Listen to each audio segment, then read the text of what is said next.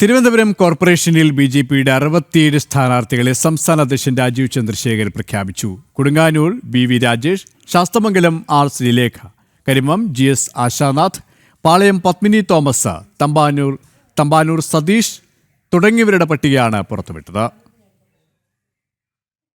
കേരള സംസ്ഥാനത്തിന് തലസ്ഥാനമായ തിരുവനന്തപുരത്തിന് ഒരു ഏറ്റവും നല്ല ഭരണം, ഇന്ത്യയിൽ ഏറ്റവും ബെസ്റ്റ് ഗവേൺ സിറ്റി ആക്കാനാണ് ഞങ്ങളുടെ ലക്ഷ്യം.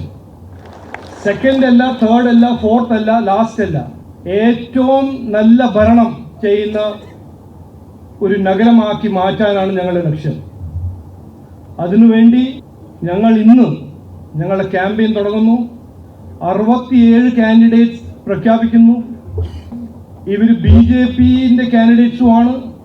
പക്ഷേ അതിനേക്കാൾ കൂടുതൽ ജനങ്ങളെ സേവിക്കാൻ ഇറങ്ങുന്ന ബി.ജെ.പിന്റെ പ്രവർത്തകരാണ്. ശാലിനി ശരിയാണ്. ശാലിനി, 67 സ്ഥാനാർത്ഥികൾ, ഒന്നാം ഘട്ട പട്ടികയാണ് ബി.ജെ.പി പുറത്തിറക്കിയത്. മറ്റ് വിശദാംശങ്ങൾ.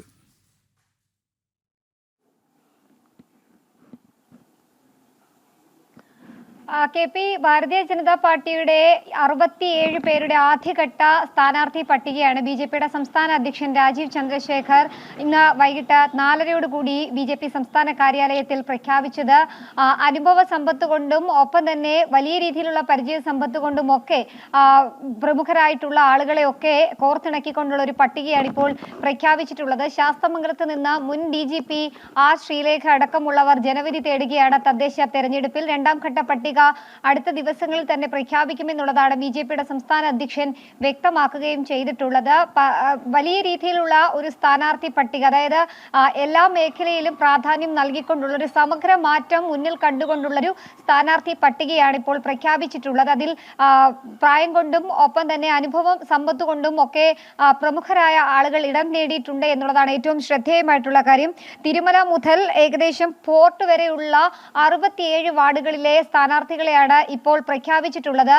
മുൻ കൗൺസിലർമാർ അടക്കമുള്ളവരെയും ഇത്തവണത്തെ ഈ പട്ടികയിലും ഉൾപ്പെടുത്തിയിട്ടുണ്ട് എന്നുള്ളതാണ് ഏറ്റവും ശ്രദ്ധേയമായിട്ടുള്ള കാര്യം. നമുക്കറിയാം, തദ്ദേശ തെരഞ്ഞെടുപ്പിന് മുന്നോടിയായി വാർഡ് വിഭജനമൊക്കെ കഴിഞ്ഞതിന് ശേഷമുള്ള ഒരു തദ്ദേശ തെരഞ്ഞെടുപ്പാണ്. ആ തെരഞ്ഞെടുപ്പിൽ മുഖ്യ പ്രതിപക്ഷമായി തലസ്ഥാനത്ത് തിരുവനന്തപുരം നഗരസഭയിലുള്ള ബി.ജെ.പി ഇത്തവണ ഭരണം പിടിക്കുക എന്ന ലക്ഷ്യത്തോടു കൂടിയാണ് ഈ ഒരു സ്ഥാനാർത്ഥി പ്രഖ്യാപനം ഇപ്പോൾ നടത്തിയിട്ടുള്ളത്. അത് മികച്ച സ്ഥാനാർത്ഥികളെ തന്നെ പ്രഖ്യാപിച്ചിരിക്കുകയാണ് എന്നുള്ളതാണ് ബി.ജെ.പിയുടെ സംസ്ഥാന അധ്യക്ഷൻ വ്യക്തമാക്കുകയും ചെയ്തിട്ടുള്ളത്. അദ്ദേഹം പറഞ്ഞ ചില കാര്യങ്ങൾ പരിശോധിക്കുകയാണെങ്കിൽ രാജ്യത്ത് തന്നെ ഏറ്റവും പ്രധാനപ്പെട്ട ഒരു ഭരണസിരാ കേന്ദ്രമാക്കി ഭരണം ഒപ്പം തന്നെ വലിയ രീതിയിലുള്ള മാറ്റങ്ങളുള്ള ഒരു കേന്ദ്രമാക്കി പറഞ്ഞതുപോലെ തന്നെ ഒന്നാം ഘട്ട